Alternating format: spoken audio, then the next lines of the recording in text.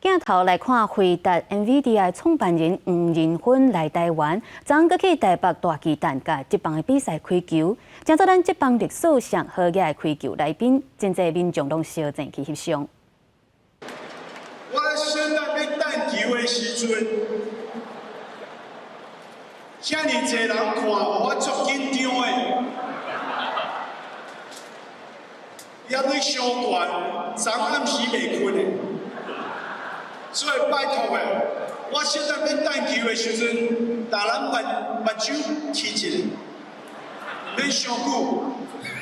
OK， 大家谢谢，谢谢。黄仁勋为着要参加今年的台北国际电脑展，搁再来到台湾，受到各界关注。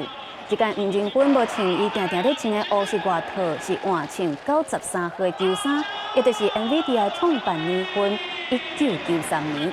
虽然黄仁勋投资者讲伊真紧张，不过伊开球是真顺利，成功把球弹入去球场林必胜的手套内底。